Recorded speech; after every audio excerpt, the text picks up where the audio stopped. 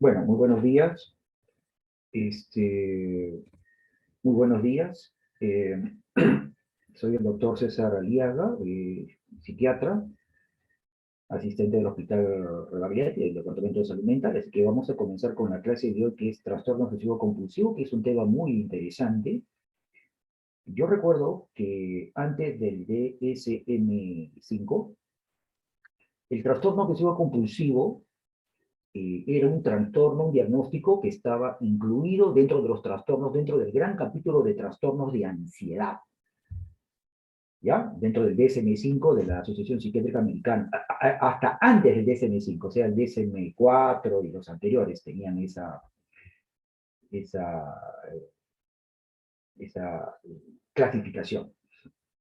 A partir del DSM-5 ya se separó, porque los neurocientíficos que elaboraron este documento determinaron de que el trastorno obsesivo compulsivo, la ansiedad no era primaria, sino era una ansiedad secundaria a otros fenómenos psíquicos que vamos a estudiarlos.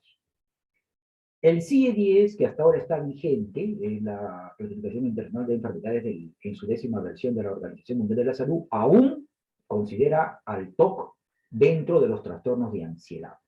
Pero en el CIE-11, que ya en cualquier momento se va a poner en vigencia, ya va a ser obligatorio su uso, ya se va a separar y va a formar ya su propio grupo, ¿no? El trastorno del espectro obsesivo-compulsivo. Entonces, eso es para que tengamos en cuenta cuál es la ubicación de este trastorno. No es uno, es un grupo de trastornos. Miren, a manera de introducción podríamos decir que, por ejemplo, algunas personas con TOC tienen ideas, impulsos, y no hacen compulsiones, ¿no? O sea, lo interesante de este trastorno es que hay contenidos que permanecen en la mente en contra de la voluntad de la persona, ¿no? Y que esa idea, esa persistencia, esa intrusividad de esas ideas producen un disconfort en la persona lucha por sacar esas ideas, pero como no puede, como las ideas son persistentes, son parasíticas y persisten en el foco de la atención, eso ocasiona la ansiedad. O sea, en resumen, la ansiedad es secundaria, ¿no? Entonces podemos mencionar, por ejemplo, pensamientos, imágenes intrusivas, pueden haber de besos, de caricias, de sexo oral, de violación, de contenido hetero u homosexual, ¿no? Por ejemplo, acá podemos ver el caso de un joven profesional que se atormentaba con autorreproches por las ferias religiosas, ¿no? De índole mental, por ejemplo, ¿no? Entonces, muchos de esos fanáticos religiosos, de esas personas que son muy religiosas, sea cual sea su credo, tienen todo, ¿no? Tienen un comportamiento o sintomatología basado en esto, ¿no? Y eso le ocasiona pues una ansiedad, ¿no? Una ansiedad terrible. O sea, la ansiedad es siempre secundaria, no como se suponía antes, de manera errada, que la ansiedad era primaria, y no es así. Por ejemplo, acá tenemos otro caso, una mujer de 25 años se retiró de su casa porque tenía ideas intrusivas de que iba a matar a su mamá, cada vez que veía un cuchillo, ¿no? O sea, esta mujer veía un cuchillo y creía que ella iba a matar, con ese cuchillo iba a coger y matar a la mamá. Y esa idea le producía un disconfort, un malestar, porque era una idea absurda, inverosímil, que esta mujer trataba de sacarlo, pero no podía de su foco de atención, de su mente, ¿no? Entonces, esto le producía depresión, ¿no? Depresión, ¿no? Pidió ayuda, fue al psiquiatra y, bueno, comenzó su tratamiento, ¿no? O sea, eso es muy común, ¿no? Entonces, vamos a ver acá el contexto del TOC, en que, no solamente hay un componente cognitivo, sino también hay un componente comportamental, ¿correcto? Hay un componente ideativo y también puede, como no haber un componente comportamental, como vamos a ver. Acá, por ejemplo, tenemos el caso de un varón de 50 años que no podía votar los archivos que ya habían sido digitados, ¿no? O sea, su expediente ya lo había archivado en su disco duro, pero no podía votar pues esa cantidad de papeles, ¿no? Tenía una conducta de acumular papel, documentos, ¿no? Una ruma de papel, ¿no? En el trabajo, cuando necesitaban un archivo antiguo, requerían de él, ¿no? Él era el papelichero, el que buscaba papeles, ¿no? Eso es, por ejemplo, un típico, ¿no? Además buscaba la simetría, ¿no? O sea, el orden, la simetría, que todo esté ordenadito, ¿no? Y los guardaba ordenadamente, ¿no? No perdió el trabajo, al contrario, ¿no? Son personas muy requeridas, ¿no? Estas personas son muy necesitadas en el trabajo de oficina, ¿no? Y al inicio de la pandemia en su trabajo notó, por ejemplo, la duplicación de las muertes respecto al año. Este es otro caso, ¿no? Una persona notó, en su trabajo notó la duplicación de muertes respecto al año anterior, conocidos suyos fallecieron, familiares por entonces, ¿quién no? Tuvo crisis de miedo, de temor, luego se desarrolló o pasó a crisis de pánico, de angustia, ¿no? Pidió ayuda para el pánico y eso aliviaron sus obsesiones y compulsiones, ¿no? O sea, era una persona que tenía temor de que se iba a contagiar, a pesar de guardar todas las medidas de bioseguridad y la distancia social, tenía un temor y una angustia espantosa de que se iba a contagiar. Luego de la mejoría, después del tratamiento profesional, recién contó que tenía costumbre de acumular papeles y de ordenar excesivamente las cosas, ¿no?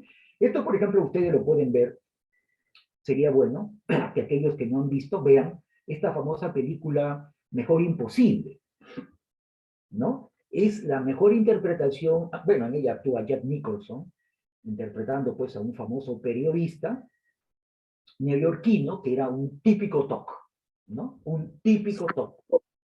Y su vida gira alrededor de eso, ¿no? Las serias dificultades que tiene el TOC de socializar por su modo de ser, ¿no? Su rigidez mental, ¿no? Todo ordenadito, todo simétrico, ¿no? Jack Nicholson ganó el premio Nobel, ¿no? El premio Oscar por esa interpretación. Sería bueno que busquen esa película que hay en YouTube y lo vean. Mejor Imposible, así se llama. Es la mejor interpretación que se ha hecho de TOC al respecto, de un personaje, ¿no? Con características ya de un TOC excesivo. Bueno, entonces, por ejemplo, acá tenemos, si el TOC es grave, es posible que la simetría, por ejemplo, ¿no? Se convierta en un relato terrible, perdón, cuando la persona que lo sufre pasa de los objetos a las personas, ¿no? Se fija por la calle, por ejemplo, y si la corbata del vecino está ladeada, eso le genera nerviosismo. Si la compañera del trabajo en la que ve que un botón está colocado tiene presentas diferencias respecto de los otros botones, o sea, está fijándose en esos detalles debido a la simetría. Y lo importante, recuerden, es que la gravedad de este trastorno está en la cantidad de horas. O sea, cuántas horas respecto al día esta persona está más dedicada a estar pensando en esas sintomatologías, en este caso a la simetría, al orden, más que en su actividad diaria, ¿no? Entonces, hay pues la perfección en la simetría, ¿no? Y luego te pones frente al espejo para buscar, ¿no? Esas personas que paran horas y horas buscando esas imperfecciones, manchitas, asimetrías, ¿no? En su ropa, en su vestido, en su peinado, ¿no? Se acicalan, ¿no? Te miras, te tocas, te mides, de la parte derecha igual que la izquierda, ¿no? Si mi rostro está asimétrico, si mis hombros están asimétricos, ¿no? Y la simetría no existe en el caso del cuerpo y mucho menos la perfección. O sea, son personas que, por ejemplo, a través de la simetría buscan la perfección, ¿no? Entonces, una de las causas, uno de los síntomas importantes son esos rituales o esas ideas de búsqueda de simetría, ¿no? Un exceso de perfeccionismo, por ejemplo, ¿no? Que eso ocasiona o causa una ansiedad excesiva, ¿no? Bueno, ¿qué cosa es el TOC entonces? Después de esta introducción, bueno, el TOC es un trastorno, ¿no? Es un trastorno y un síndrome caracterizado en su parte cognitiva por pensamientos, por ideas intrusivas, parasíticas, recurrentes, persistentes.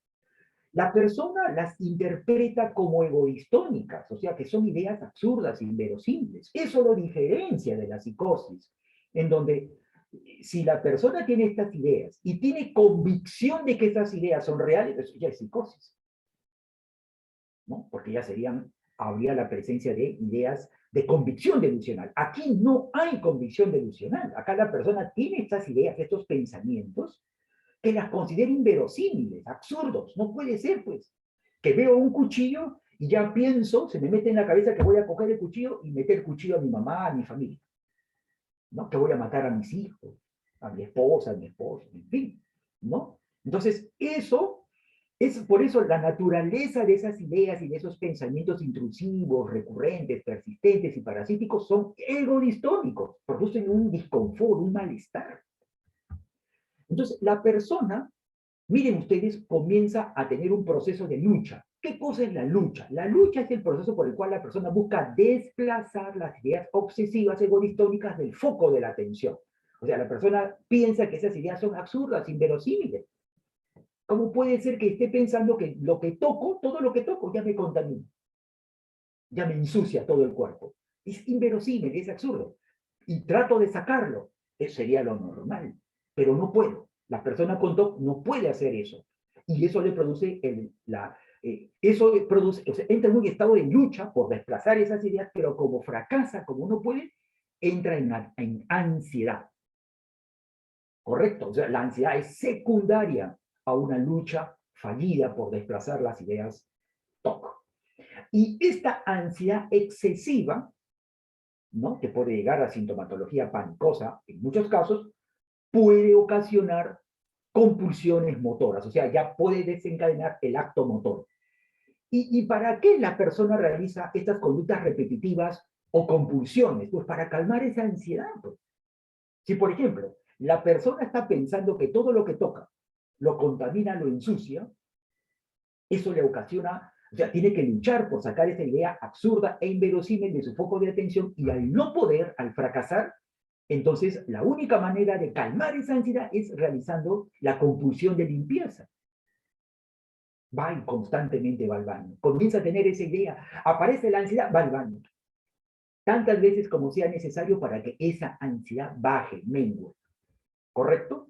Pero el problema del TOC es que esas ideas vuelven, son repetitivas, son persistentes y la persona nuevamente vuelve al baño a lavarse un montón de veces. ¿Correcto? Entonces, es circular, el proceso es circular, ¿no? Entonces, acá tenemos, por ejemplo, ejemplo de ideas obsesivas, el miedo a los gérmenes, a la contaminación, ¿no? Entre las compulsiones motores hay lavarse las manos, personas que pagan horas, yo he visto casos de estudiantes de la Católica que pagaban horas de horas lavándose, prácticamente no almorzaban ni cenaban y hasta ya dejaban de ir a la universidad por lavarse en el baño todos los días. Se gastaban un montón de jabones, ¿no? El de contar, personas que están contando, ¿no? El de revisar, el de verificar, el de limpiar, que están limpiando todo, todo, su ropa, su cuaderno, su lapicero, su computadora, todo están limpiando, ¿no? O sea, ya es patológico, ¿no? Que tienen la casa pero pulcro, ¿no? Y el tocar también, ¿no? Hay personas, por ejemplo, que tienen las ideas obsesivas y por ende las compulsiones de tocar. Tienen que tocar vidrio, tienen que tocar madera o si no, algo malo les puede pasar a ellos o a sus familiares. Es una conducta compulsiva, ¿no? Tienen que tocar vidrio, hemos visto, se menciona, madera, metal, tienen que tocar los vidrios y ya con eso ya no les va a pasar nada, ¿no? Entonces, ¿y cuándo un TOC es grave? El TOC es grave cuando la persona, cuando esta sintomatología cognitiva o motora, o sea, ideativa motora, domina la vida de la persona, la trastoca, la persona ya afecta su rendimiento social, laboral, familiar, deja de ir a la universidad, ya no tiene una vida de amigos, nada, la persona está encerrada y obsesionada con estas ideas egoistónicas, intrusivas y parasíticas. Ahora, un síntoma importante también del TOC son las llamadas, no todo es ideativo, no todo son ideas, sino que también se pueden presentar a manera de imágenes. Hay también las imágenes obsesivas, ¿no? Caracterizadas porque se diferencia de una alucinación visual, por ejemplo, porque las alucinaciones visuales la persona tiene pues frescor sensorial, proyección del mundo exterior, hay convicción delusional, por ejemplo, ¿no? O sea, las alucinaciones son tridimensionales, recordemos. Las alucinaciones, la persona te las tiene que describir para hacer alucinaciones. En cambio, una imagen obsesiva no es así. La imagen obsesiva se caracteriza generalmente por contenido sexual. La persona te dice, doctor, la persona con TOC te dice, doctor, yo veo una imagen delante de mí que un hombre y una mujer calatos están ahí fornicando en medio de la calle, doctor, y yo sé que eso es absurdo, inverosímil, me froto los ojos y siguen ahí, doctor. Trato de sacarlo de mi mente porque no puede ser, pero están ahí. Esa es una imagen. ¿Cómo es una imagen obsesiva? Porque la imagen obsesiva, el paciente te lo menciona como si fuese un ecran de cine. Doctor, me parece esas personas como si fuese un ecran de cine. No son tridimensionales como una alucinación. Y yo sé que eso que estoy viendo no es cierto, no es real, ¿no? Entonces, también dentro del TOC pueden haber las imágenes obsesivas, que son muy molestosas, ¿no? Entonces, es un trastorno común, crónico, y en casos graves, incapacitante, ¿no? Incapacitante, los tratamientos, bueno, ya vemos, pueden ser los IRS. Sin embargo, hay un buen grupo de ellos, de estos pacientes, que no responden a nada, ¿no? O sea, en casos graves, puede ser un trastorno tremendamente incapacitante, pero en pocos casos sí hay una revisión completa. Por lo tanto, el objetivo en la mayoría de las guías internacionales es que la molestia de estos síntomas mengue, que la persona aprenda a convivir con los síntomas y adquiera una mejor calidad de vida, su ansiedad, no esté preocupado tanto por desplazar, por sacar esa idea inverosímil de su cabeza y por ende mejorar su calidad de vida, ¿no? Entonces, esto es importante. Ahora, respecto a la neurobiología del TOC, hay que tener en cuenta de que la estructura neuroanatómica, que se sabe que hoy día subyace como una causa neuroanatómica del TOC, son los ganglios basales. En realidad no se sabe a ciencia cierta cuál es el mecanismo biológico del TOC. Sin embargo, lo que sí se sabe es por el tratamiento, como ya vamos a ver, es que en los ganglios basales sus conexiones con el sistema, con la amígdala, sus conexiones con el tálamo y sus conexiones con la corteza prefrontal, hay vías aferentes serotoninérgicas y eferentes dopaminérgicas.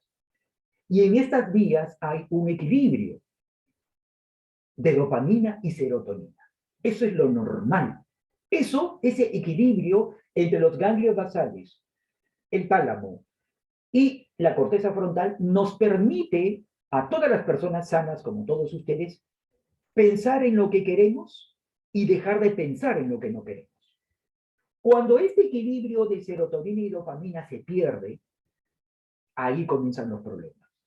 Entonces los pensamientos y las ideas se hacen intrusivas, parasíticas, invasivas, persistentes, fastidiosas, a pesar de que la persona las considera que son anormales. ¿No? No puede sacar esos pensamientos de su foco de atención. Y eso no es todo. Si la dopamina, en cambio, predomina sobre la serotonina, comienzan las compulsiones, los actos motores, para calmar esa ansiedad, ese malestar, ese disconfort, producto de las ideas, ¿no? Entonces, hay que tener presente ello, ¿no? El de la neurobiología. Por ejemplo, clásicamente se dice que el TOC es un trastorno que no tiene una causa genética. O sea, yo recuerdo, y también se menciona en literatura un poco antigua, que el TOC no tiene causa genética. Y eso cada vez se está quedando atrás, cada vez se está demostrando que el TOC tendría un fundamento biológico y genético, como vamos a ver. Miren, respecto a como ya les dije, el DSM-5, la clasificación de enfermedades mentales de la Asociación Psiquiátrica Americana, ya clasifica el TOC dentro de un gran capítulo que se llama trastornos del espectro obsesivo compulsivo. Y dentro de estos trastornos que están emparentados con el TOC son, por ejemplo, el trastorno dismórfico corporal, caracterizado porque la persona busca obsesivamente alguna mínima asimetría, ¿no? En su rostro, principalmente también en su cuerpo, o si no lo hay, la persona piensa que la tiene. Correcto, esas personas que paran horas y horas en el espejo, buscándose, acicalándose, buscándose alguna imperfección, ¿no? Es el trastorno, es el caso, pues, por ejemplo, típico paciente del trastorno dimórfico corporal, Michael Jackson. Michael Jackson, en vez de necesitar cirugías estéticas para arreglar esa deformidad que él solo veía, él necesitaba psiquiatras, psicoterapeutas. Y él nunca fue al psiquiatra, nunca fue al psicólogo, ¿no? Ahí está, pues por eso murió tan joven, ¿no? ¿No? O sea, ¿cómo puede ser que su médico, un médico general, un médico generalista, le indicaba para dormir propofol? Se le pasó la mano y se murió de un paro respiratorio, ¿no? Entonces, ese es el típico caso de un trastorno dismórfico corporal. Son esas personas que son asiduas visitantes de los cirujanos plásticos. Son los pacientes que hacen rico a los cirujanos plásticos, porque cada rato van, se hacen 7, 8, 10, 20 cirugías en el rostro y en todas las partes del cuerpo porque están buscando imperfecciones. También otro trastorno relacionado al toque es el trastorno por acumulación, pues esas personas que sin ser orgánico mental, o sea, ojo, porque también hay el trastorno de acumulación, pero que se presenta en las demencias, en los trastornos orgánicos cerebrales, personas con daño cerebral. No, acá son personas cerebralmente sanas, pero que tienden a acumular pues, papeles, documentos, tienen una ruma de papeles, ¿no? ¿No? Se ve esto mucho en contadores, en oficinistas, ¿no? Muchos secretarias, secretarios tienen esto, trastorno de acumulación, ¿no? Personas que acumulan botellas, botellas de licor, llenas o vacías, ¿no? Acumulan libros. Ahora lo que se está viendo, acumulan celulares, ¿no? Como cada año aparece el último iPhone, el último celular de Samsung, entonces se compran celulares y su casa es una ruma de celulares, ¿no? Y ese es un trastorno por acumulación, ¿no? De matiz obsesivo. La tricotilomanía también, ¿no? Aquellas personas que se jalan el pelo, pero no se jalan un mechón, ¿eh? Se jalan pelo por pelo, a manera de contarse el pelo, ¿no? Y luego tienen la locura de, bueno, si se puede decir locura, la obsesión de comerse en la raicita, ¿no? Y luego se ven pues zonas alopésicas, pero no por la caída del pelo, sino porque ellos se van jalando el pelo.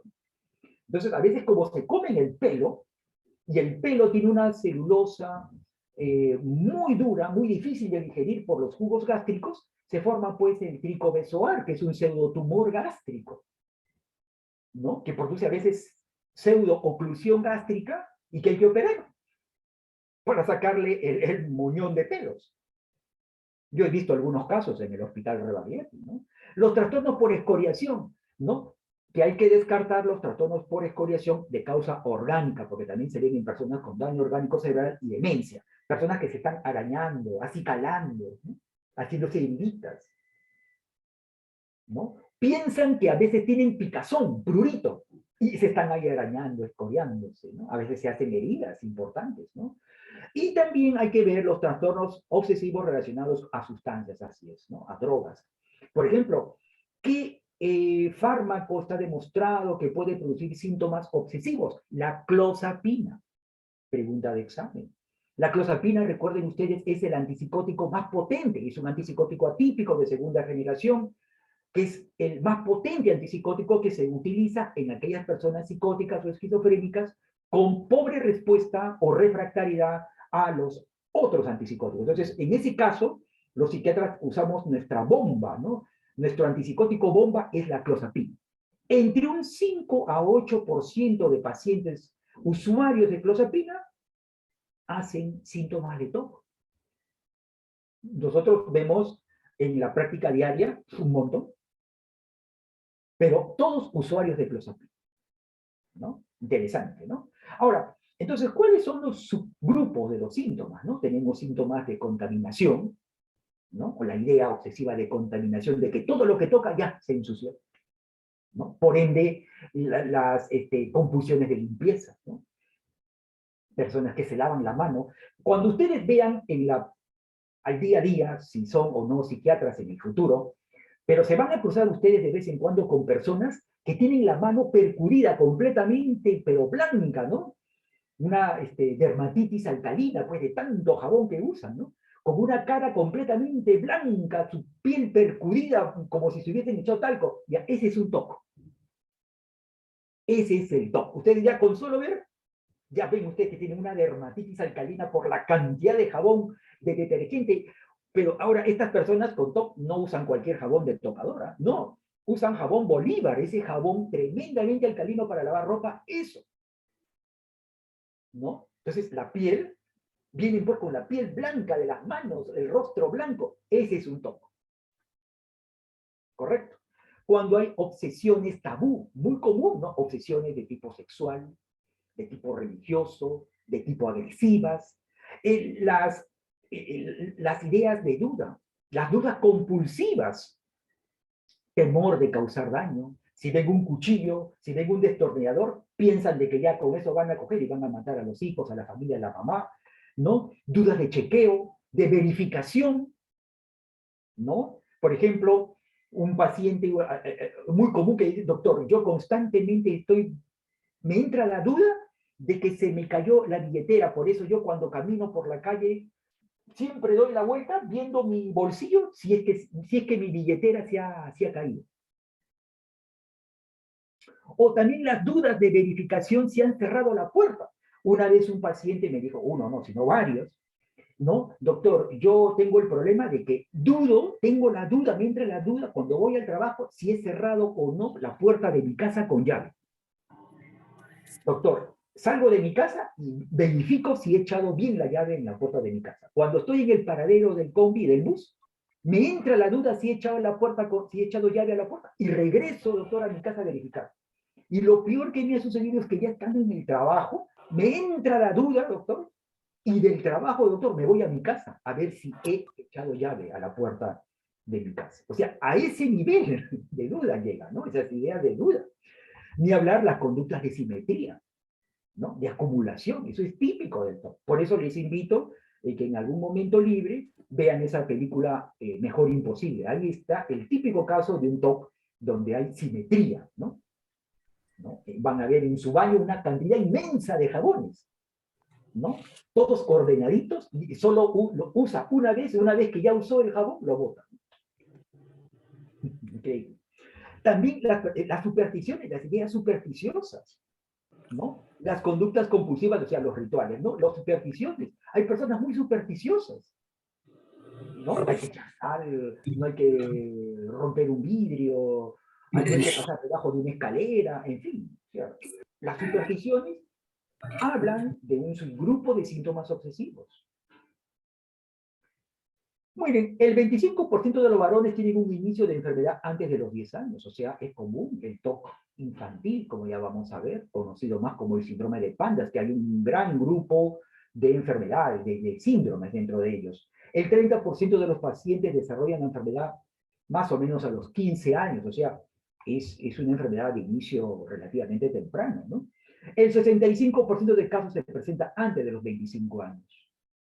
O sea, en plena edad productiva, en una adultez joven. Y la edad promedio de inicio es de 20 años. O sea, para que vean, ¿no? Esa es la edad de inicio del TOC en promedio, ¿no? O sea, imagínense, en la época en que uno, por lo general, o está en una universidad o está ya comenzando su vida laboral productiva. Ahí es donde aparece esta enfermedad. Afecta al 2%, oh, perdón. Afecta al 2% de la población. Esto es lo que quería mostrarles. Hay cada vez más estudios que mencionan que hay genes candidatos, ¿no? Que se han centrado, como ya les dije, en esas vías serotoninérgicas aferentes de la corteza prefrontal al tálamo y a los ganglios basales, o las vías eferentes dopaminérgicas que van de los ganglios basales hacia la corteza prefrontal y el tálamo. Entonces, genes que producen mutaciones en la transmisión serotoninérgica y dopaminérgica que se mantienen en equilibrio reverberante en esas vías. Cuando se pierde ese equilibrio serotoninérgico, dopaminérgico, ahí comienzan los síntomas de TOC. La heredabilidad, miren, es importante, de 45 a 65%, es menos que la esquizofrenia. Recuerden, la heredabilidad de la esquizofrenia está por encima del 80%. El riesgo de TOC es mayor en hombres que en mujeres, eso sí.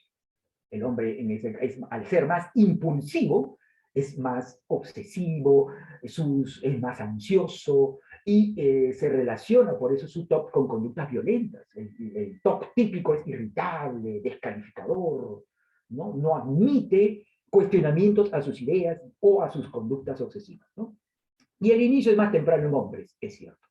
El TOC tiene mejor pronóstico en la mujer. La mujer tiene mejor respuesta al tratamiento que en el hombre. El hombre es más obstinado, ¿no?, al tratamiento. Y la mayoría de pacientes son solteros.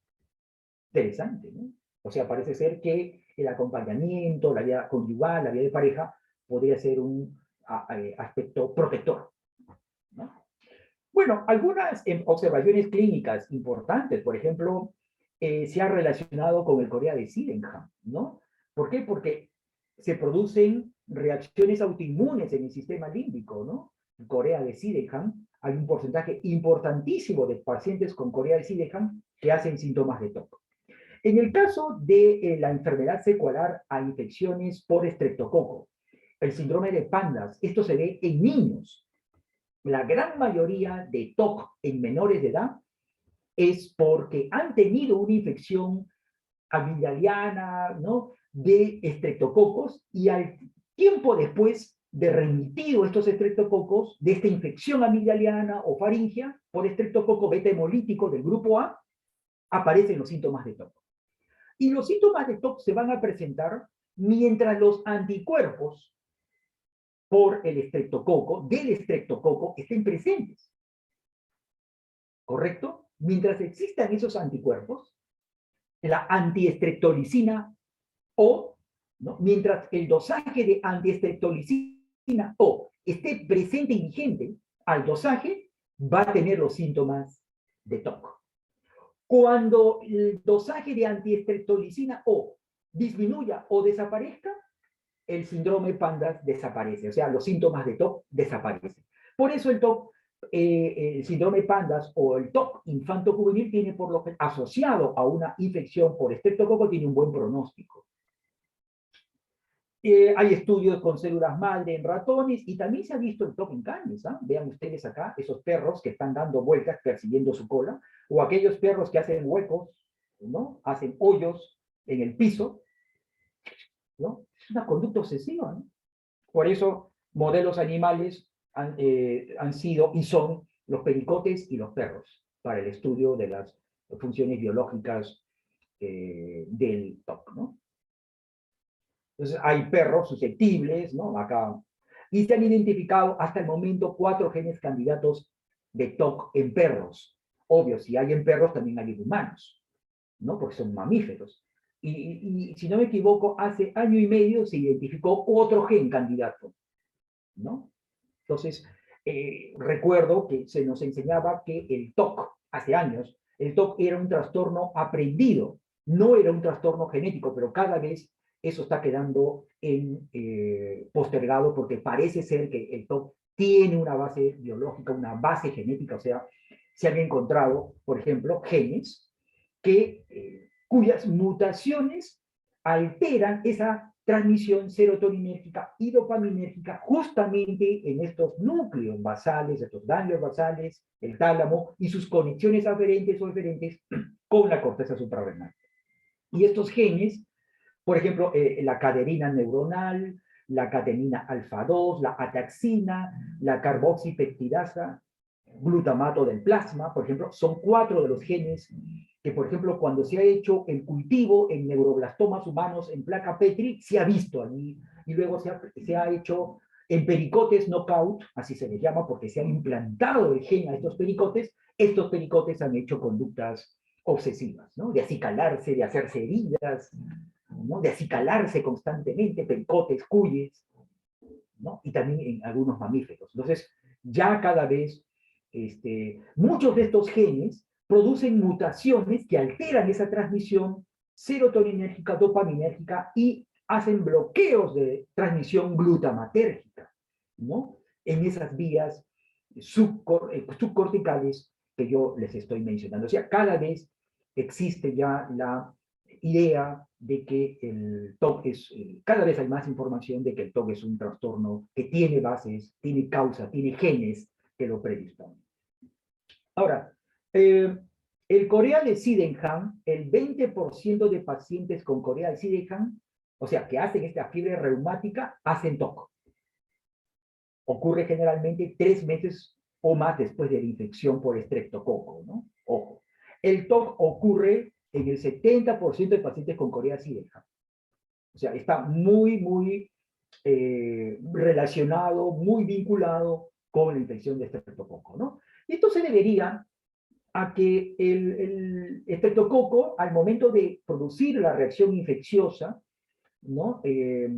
Libera ciertos anticuerpos que alterarían, ¿no? Que producirían una reacción autoinmune en los ganglios basales, afectando la transmisión dopaminérgica, serotoninérgica con el tálamo, con la corteza frontal y produciendo los síntomas psicomotores del TOC, ¿no? Produciendo la disfunción adquirida de los ganglios basales. ¿Correcto? Entonces es importante, es eso. Entonces, acá mencionamos que las enfermedades pediátricas autoinmunes, o sea, el TOC en pediatría está asociado con infecciones estreptocócicas, ¿no? Básicamente el estreptococo beta hemolítico del grupo A. Y a ese síndrome se llama síndrome de Pandas, ¿no? Porque es su acrónimo en inglés, ¿no? Y comparten prácticamente el mismo mecanismo que con el corea de Sydenham. La diferencia es que mientras la infección estreptocócica amigdaliana o faríngea, luego, pasado el periodo de convalecencia, comienza el niño a presentar síntomas de TOC, esto se ve en niños, en cambio, si la infección estreptocócica se ve en adultos, se va a relacionar más con corea de Sydenham. Y va a tener el síntoma común, la presencia de síntomas TOC. En el caso de, como ya les expliqué, del síndrome Pandas infanto-juvenil, el pronóstico es bueno, porque mientras persistan estos anticuerpos del estreptococo beta hemolítico del grupo A circulante, va a persistir los síntomas TOC.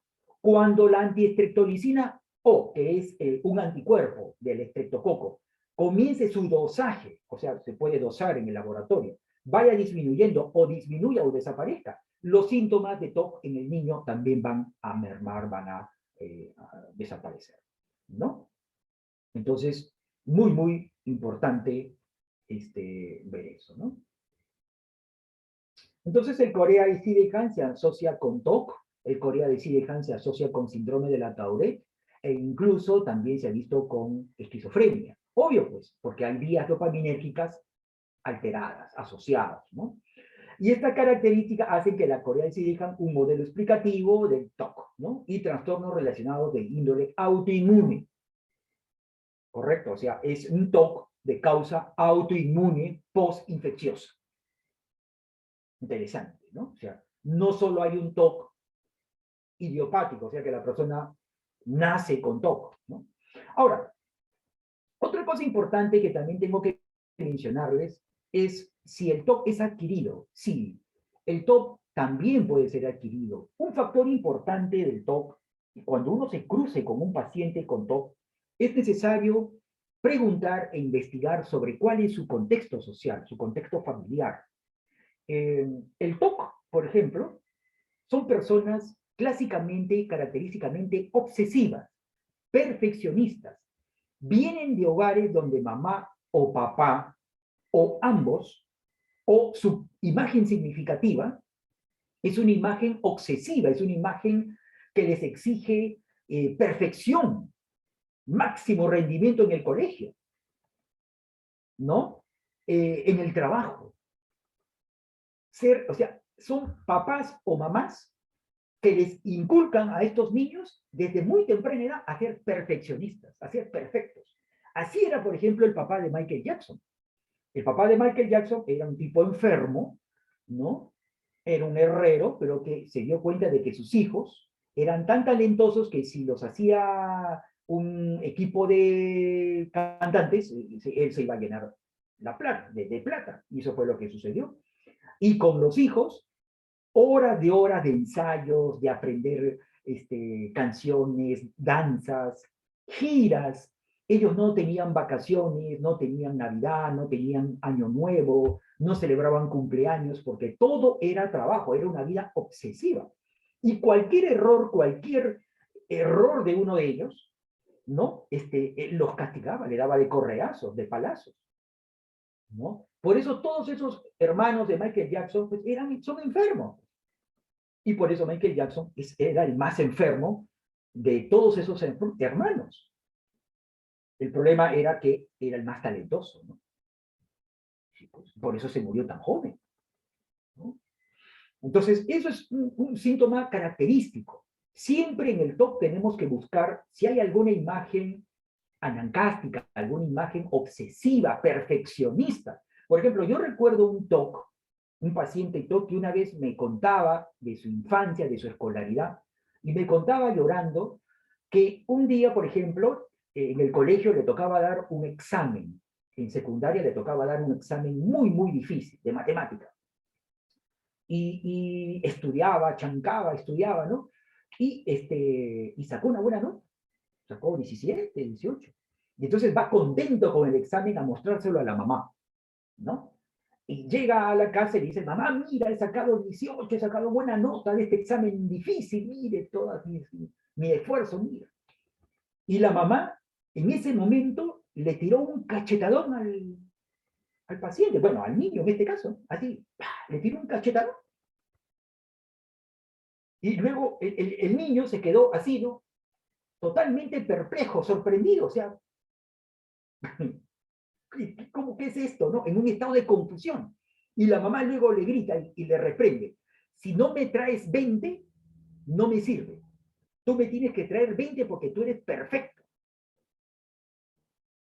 Entonces, ese es el típico ejemplo, pues, de madres o padres obsesivos, anancásticos, que inculcan a sus hijos a ser perfectos, tan perfectos que terminan siendo TOC, terminan siendo obsesivos, terminan fregándoles la vida, programando su mente a ser obsesivos en detalles, en simetría, en limpieza, en orden, con conductas así de tipo imitativas, repetitivas, ¿no? Los programan a ser así, a ser enfermos.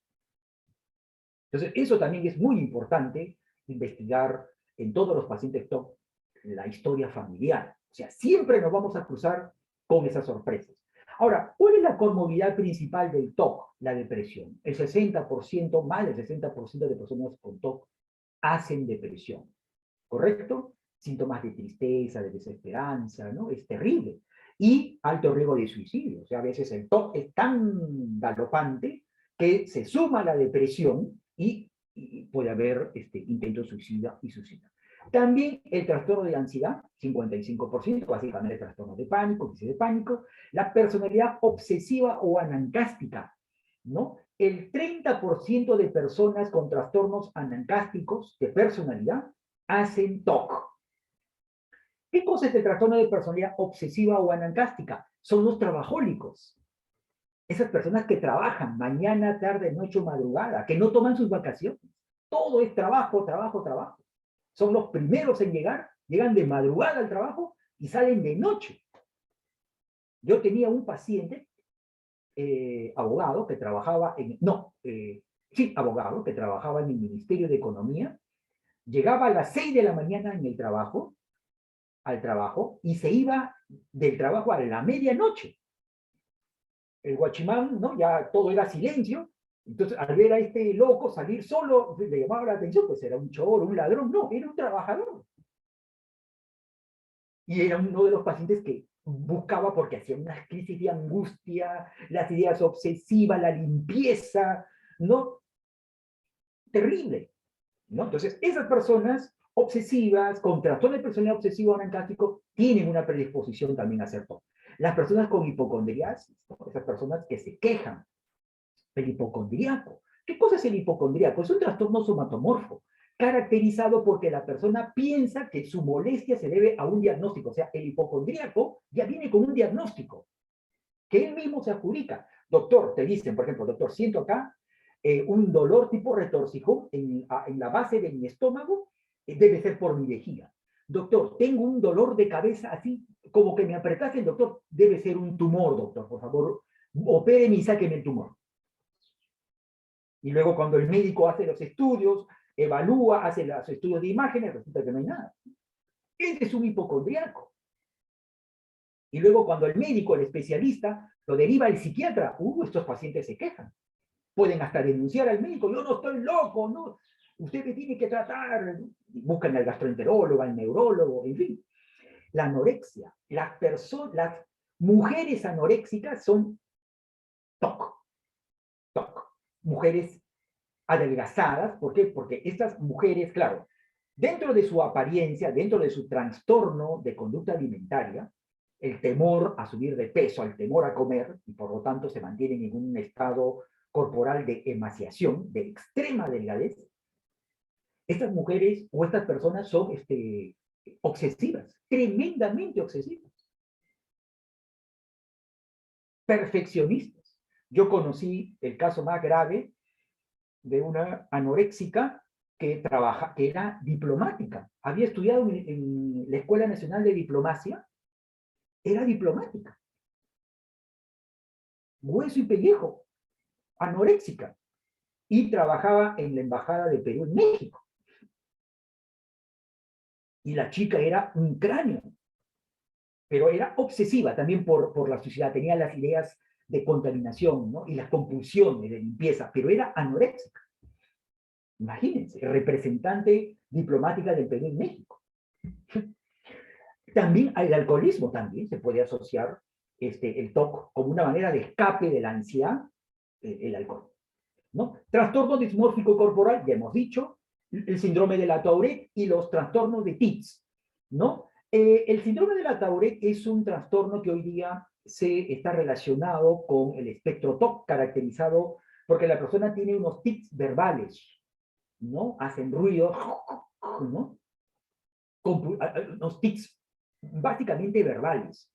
Y a veces también tienen tics coprolánicos. Interesante. Personas que comienzan a hablar o a hablar lisuras, cuando en su charla son personas muy lisurientas. Muchos de los lisurientos que ustedes ven, que ustedes conocen, son síndrome de la Tourette. O sea, personas con TIC tienen un gran componente de TOC. Los ludópatas, obvio, pues, ¿no? Las bulímicas en menor cantidad, la tricotilomanía y la esquizofrenia. Hay la llamada esquizofrenia indiferenciada. Esa esquizofrenia indiferenciada, un subgrupo de la esquizofrenia indiferenciada se caracteriza por tener síntomas de esquizofrenia, que ya ustedes conocen, más síntomas de TOC. Ese síndrome se llama síndrome esquizo-obsesivo y es una señal de mal pronóstico. Es muy difícil que una persona con esquizofrenia indiferenciada y síndrome esquizo-obsesivo respondan a los fármacos de la medicación. Generalmente hay que plexiarlos. No se olviden, ¿eh? O sea, es una locura, ¿no? Síndrome esquizo-obsesivo. Difícil el manejo de ellos. Difícil el manejo de ellos. Muy bien, ¿y cómo tratamos el TOC? Bueno, ahí está el problema. Lamentablemente los recursos terapéuticos son escasos, ¿no? Se utiliza básicamente fármacos, y dentro de los fármacos de primera línea tienen que ser antidepresivos serotoninérgicos. Y a la cabeza de ellos están los IRS, los inhibidores selectivos de recaptación de serotonina. Pero se utilizan no a dosis depresivas para tratar ansiedad o depresión, sino se utilizan a supradosis, o sea, a dosis antiobsesivas. Ojo, por ejemplo, la sertralina. La dosis depresiva de sertralina para tratar la depresión es 50 a 100 miligramos. O sea, viene en pastillita de 50 miligramos, ¿no? O sea, con 2 pastillas de sertralina, en la gran mayoría de personas con depresión ya tenemos respuesta.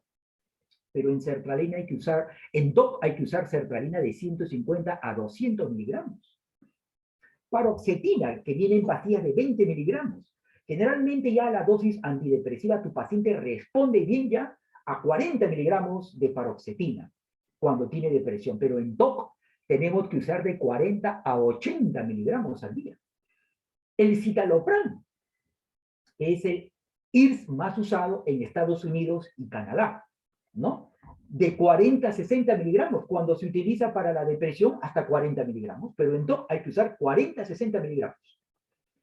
Cuidado con el síndrome de QT largo, cuidado, el citalopram no es recomendable usar en cardiópatas, en personas con arritmia cardíaca, ¿no?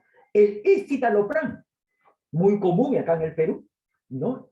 Máximo una dosis que responde ya a depresión y ansiedad, 20 a 40 miligramos al día. Pero en TOC hay que usar, es hasta 20 miligramos la dosis antidepresiva. Para TOC hay que usar 20, 40 miligramos. Yo he tratado TOC con 40 miligramos de citalopram y recién ahí comenzaron a salir, a mejorar. La fluoxetina, ¿no? Dosis antidepresiva de fluoxetina, de 20 a 40 miligramos. Dosis antiobsesiva de fluoxetina, de 40 a 60 miligramos al día. Y la fluvoxamina. Muchos estudios mencionan que la fluvoxamina sería el mejor antiobsesivo de los IRS. Eso es relativo, pero hay estudios que lo avalan. La fluvoxamina viene en pastillas de cápsulas de 100 miligramos.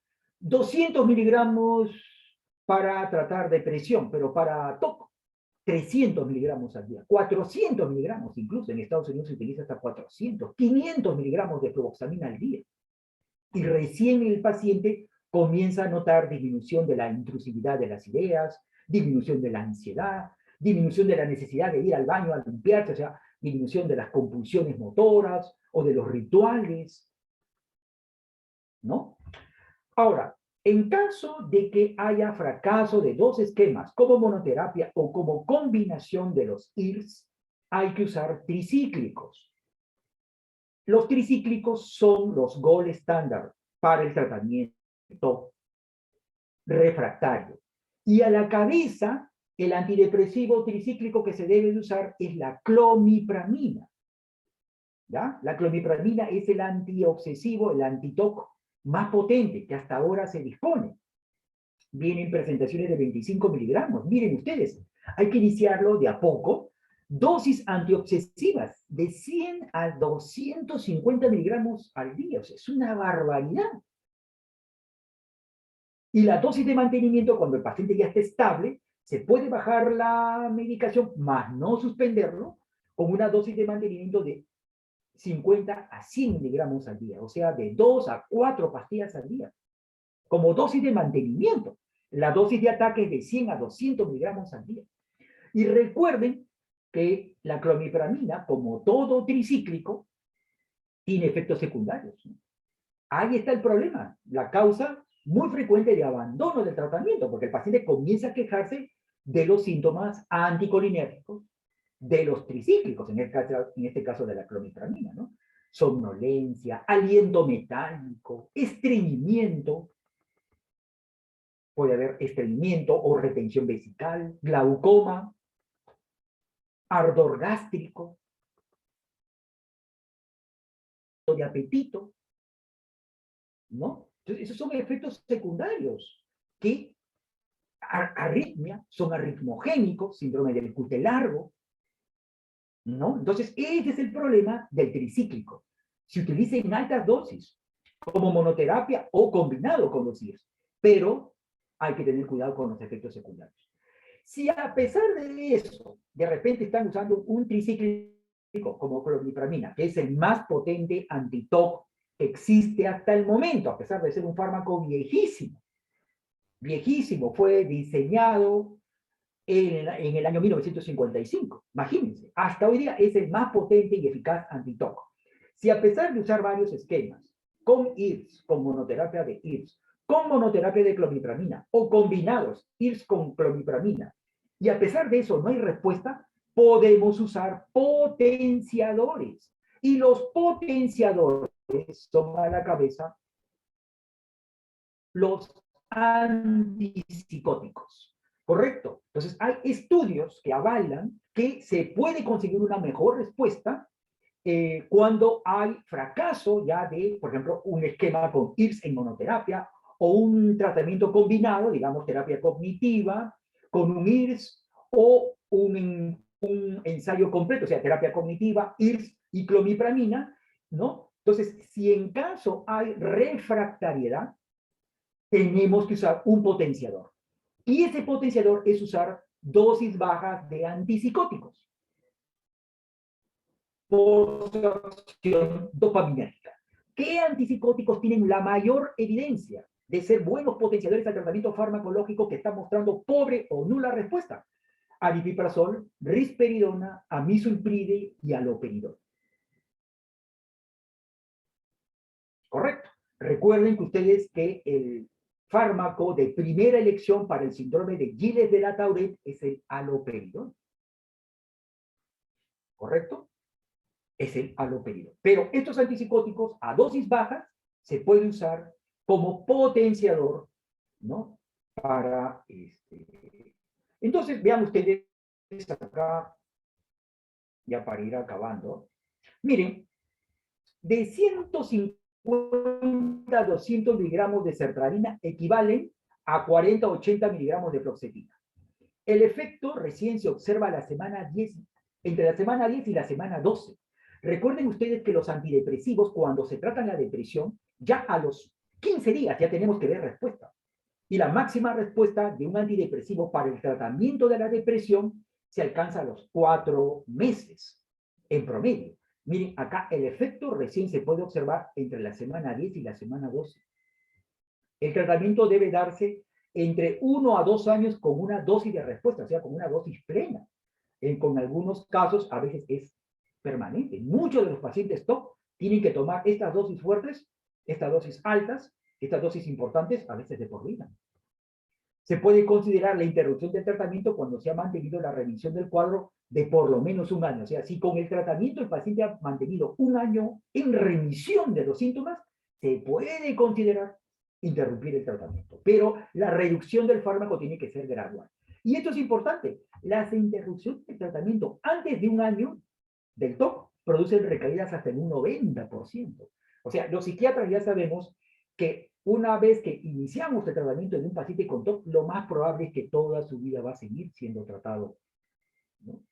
Lo más probable. O sea, que remita, que se cure. No, esto no se cura, se controla. Es un trastorno, por eso, crónico, recidivante, persistente. Y que en algunos casos es, discapacitante. Miren,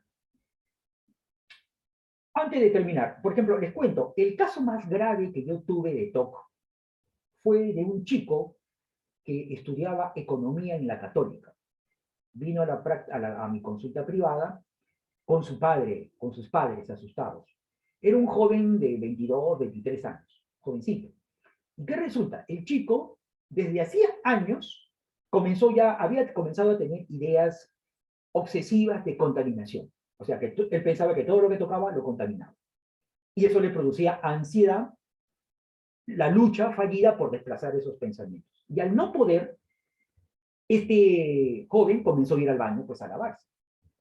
Pero como los padres no se dieron cuenta o lo consideraron normal, entonces pasaron semanas, pasaron meses, pasaron años, y el TOC se fue agravando. Se fue agravando. Y llegó el momento en que el joven ya dejó de ir a la universidad. Ya no almorzaba, ya no cenaba, porque estaba todo el día en el baño. Se gastaba 2, 3 jabones al día. Su piel ya estaba perjudida. Cuando vino a mi consultorio a verlo, estaba completamente la piel de manos y cara perjudida, parecía una máscara. Pero eso no era lo peor. Lo peor era que ya el joven me dijo, doctor, ya hace un mes, pienso, doctor, que también por mi orina me puedo contaminar. O sea, pienso yo que cuando micciono, en vez de salir orina, salen espermatozoides y ya me contamino todo el cuerpo, doctor, de esos espermatozoides que orino. Y de eso estoy pensando todo el día. Y por ello, ya no solo me lavo las manos y la cara, sino que ahora me baño varias veces al día. Más de 10 veces al día se bañaba. Entonces, cuando yo escuché eso, podemos decir en una persona que había pasado 3 años de enfermedad sin tratamiento. Entonces, esta persona ya estaba psicotizando. Un TOC grave, un trastorno obsesivo compulsivo grave, sin tratamiento, lo más probable que desencadene en psicosis, en esquizofrenia. y eso empeora el pronóstico. Evidentemente, yo a este joven inmediatamente le di la orden de hospitalización,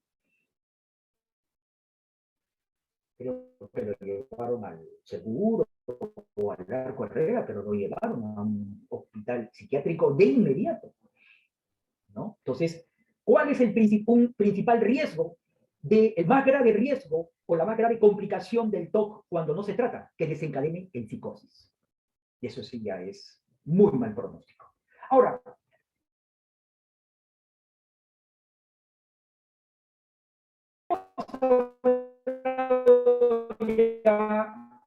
rápidamente psicoterapia. Y la terapia que está en la cabeza es la terapia cognitiva conductual, ¿correcto? ¿Por qué? Porque según la terapia cognitiva conductual, el problema que padecen las personas con TOC se basa en las interpretaciones de esos pensamientos intrusivos, ¿no? El problema, según la terapia cognitiva, reside en la manera de interpretar que tienen estos sujetos los pensamientos intrusivos. O sea, interpreta, es una manera de interpretar de una manera anormal estos pensamientos intrusivos, parasíticos. Entonces, la persona piensa que estos pensamientos son indicadores de sentimientos premonitorios o inquietudes internas y que en consecuencia es la responsable de prevenirlo o erradicarlo. O sea, la persona piensa que al tener estas ideas, algo malo le puede pasar. Es algo premonitorio. O le produce una inquietud. Si veo yo una tijera o veo yo un cuchillo, pienso que voy a meter cuchillo, voy a acuchillar a mis hijos, a mi mamá, a mi esposa, a mi esposo. ¿Correcto? Entonces, para que te des cuenta, ¿no? Entonces, eso es lo que piensa, ¿no? Por eso, la terapia cognitiva argumenta que el TOC estaría compuesto por una parte comportamental y una cognitiva. Y la parte comportamental hace referencia a los rituales, como a las conductas evitativas, por ejemplo, y por otro lado, la parte cognitiva hace referencia a una serie de cogniciones características, ¿no? Y el objetivo terapéutico de la terapia cognitiva se basa en que la persona aprendiese e interiorice que los pensamientos intrusivos no indican una necesidad de acción. O sea, por pensar de que tú tocas algo y de que ya te contaminas, eso no debe de estar relacionado o no te debe de llevar a que vayas al baño a lavarte, a desinfectarte pues cada rato. Una cosa no debe de llevar a la otra. Eso busca en la terapia cognitiva, romper esa dualidad, esa conexión, ¿correcto? Y para ello sería necesario experimentar y reestructurar la cognición con el fin de dotar al sujeto de técnicas de aprendizaje y técnicas comportamentales. O sea, hay una reeducación, a la persona se le reenseña a pensar, a reemplazar esas ideas obsesivas y el significado de estas ideas obsesivas que tiene para el paciente por otras ideas u otros significados más beneficiosos, ¿no? Entonces, una técnica, la más importante técnica de la terapia conductual es la exposición con prevención de la respuesta, ¿no? Es una exposición, es una técnica que se utiliza en la terapia cognitiva y consta de dos fases, ¿no? Hay una fase de exposición que consiste en enfrentar al paciente a situaciones de miedo o preocupación relacionadas con sus obsesiones para que comience, por lo tanto, con situaciones que causan mínimos de ansiedad y posteriormente se va aumentando o se le va exponiendo a estímulos que le producen una mayor ansiedad. ¿Correcto? O sea, se le expone a los estímulos que le producen miedo, ansiedad o preocupación. Y la prevención de la respuesta consiste en evitar comportamientos compulsivos con el apoyo del terapeuta. O sea, siempre el paciente no debe de sentirse solo, sino debe de sentirse acompañado. ¿Correcto? Para sentirse seguro, ¿no? De que a esta exposición no va a tener miedo, no va a tener angustia, no va a tener el impulso de realizar la compulsión motora, ¿no? Y así disminuir y controlar esa ansiedad, ¿no? Entonces, por ello, la combinación de la exposición y la prevención de la respuesta consiste en el enfrentamiento deliberado y voluntario al objeto o idea temida o pensamiento, ¿no? Ya sea directamente o frente a la imaginación, ¿no? Esta es una técnica usada, la más usada, pues, para abordaje psicoterapéutico del TOC. Los pacientes con TOC que solo utilizan farmacoterapia mejoran en promedio entre un 20 a 30%, como máximo. Las personas que solo utilizan psicoterapia cognitivo-conductual para el TOC mejoran en promedio también un 20 a 30%. En cambio, los pacientes con TOC que utilizan farmacoterapia y psicoterapia a la vez, o sea, terapia combinada, mejoran hasta un 60-70%. O sea, en estos pacientes hay que usar esas dos estrategias. ¿Correcto? Finalmente, el pronóstico, en líneas generales, un estudio de 40 años, hasta el año 90, con 251 pacientes, encontró que el 83% mejoraron. O sea que con la terapia combinada, fármacos y psicoterapia, mejoraron más del 80%. Y eso es bueno. No se curaron, pero ya sus síntomas ya eran llevaderos, mejoraron su calidad de vida. Y el 20% remite. O sea, es raro, es rarísimo la revisión del TOC. ¿Correcto? Y finalmente, ¿cuáles vendrían a ser los casos más graves? O sea, por ejemplo, en el Hospital Rebagliati nos cruzamos de vez en cuando con pacientes completamente refractarios a esta terapia combinada, fármacos y psicoterapia. Entonces, en ese caso, hay que usar psicocirugía. ¿Sí? Psicocirugía. El único sitio en el Perú donde hacen psicocirugía para TOC, para esquizofrenia, es el Hospital Rebagliati. Hay neurocirujanos con el que trabajamos, entonces, y pacientes que ya sus ideas obsesivas ya los atormentan, las compulsiones ya los atormentan las 24 horas del día, que ya perturban su vida personal, laboral, social y familiar. Entonces, allí una alternativa es usar psicocirugía. Se hace con cirugía estereotáxica, se hace singulotomía. Se puede hacer singulotomía y la hemicampectomía, o sea, el hipocampo o el cíngulo se cauterizan. Se pone un casco, como el casco de aviador, se fija el cerebro, se seda al paciente, se le hace dos huequitos chiquititos y se mete una especie de catéter, bien delgadito. Y por seguimiento con resonancia, porque yo he estado en una de esas cirugías, he visto, se llega hasta la zona que ya se calcula donde está la vía las vías singulares, esas vías dopaminérgicas que conectan los ganglios basales con la corteza frontal, y ahí se cauteriza. Se hace una cauterización, se hace una descarga eléctrica, se cauteriza 2 veces y luego se retira. Se cierra, se pone una curita y listo. La cirugía no dura ni media hora. Lo que más demora es hacerle el hueco, ¿no?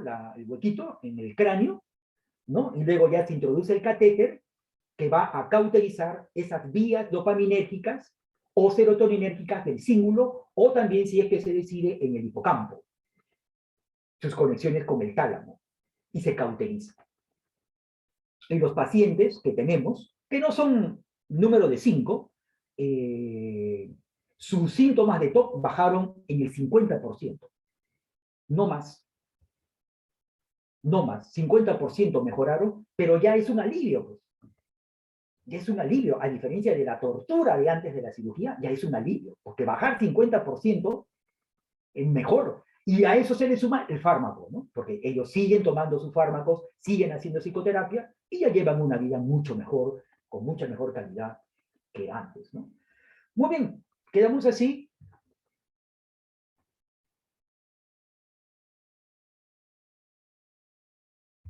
Muchas gracias. Espero que les haya gustado. Gracias, doctor. Sí, diga, doctora. Le quería agradecer por la ponencia de hoy, doctor. Soy delegada del curso de psiquiatría. Y bueno, como podrán notar, algunos de nuestros compañeros se han retirado porque su práctica empezaba a las 9, pero sí No hay estuvimos ningún presentes problema, doctora, escuchando. comprendo.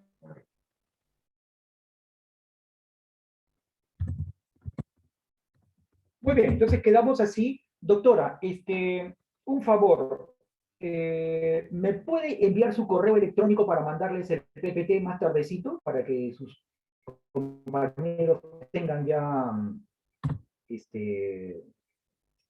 tengan el acceso a la clase y puedan leerlo para el examen? ¿Aló? Sí, lo escuchamos, doctor. ¿Ya? Y más tardecito yo ya les envío no sé, creo que el delegado me puede mandar su correo electrónico y yo les mando la clase pues, para que ustedes... ya, perfecto. Perfecto, ya. Yes, ya voy a anotarlo. Para más tardecito ya les mando la clase para que no... Gerson Orellana.